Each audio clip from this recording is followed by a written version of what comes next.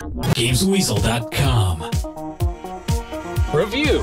You've probably seen the trailers for LA Noire, which show how they did the facial capture which gives the most lifelike characters ever seen in a game. Well, now the game's out, and I finally got to see if it just looks good or plays good as well. The verdict is the gameplay is simple, but it does grab you and not let you go as you attempt to solve a variety of homicides that are of course linked to a greater story arc.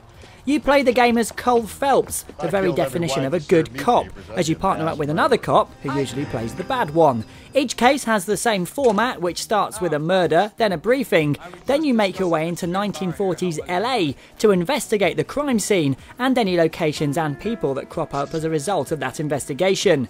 Once you apprehend your suspect or get a confession, your points are racked up depending on how many clues you found and how you questioned your suspects, and you move to the next murder. There are also other street crimes to put a stop to as you travel from A to B in your car, and these usually take the form of a car chase, a chase on foot, or an all-out shootout. When questioning people, it's easy to see why the developers spent such time capturing actors in the way they did.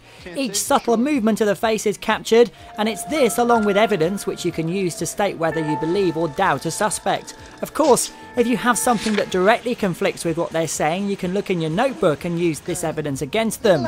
It's intriguing to hear what they have to say, but sometimes you incorrectly choose the wrong line of questioning, even though the person on the other end of the table is looking really shifty, which can lead to confusion and frustration.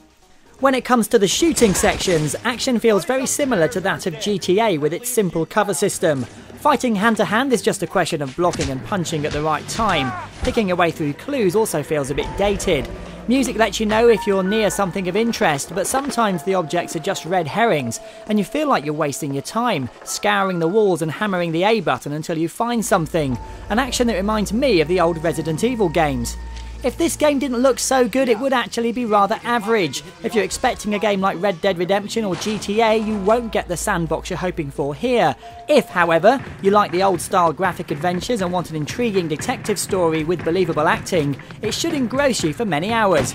LA Noire gets a very good 7 out of 10.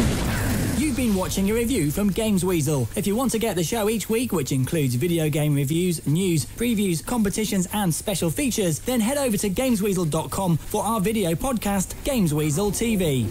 Gamesweasel.com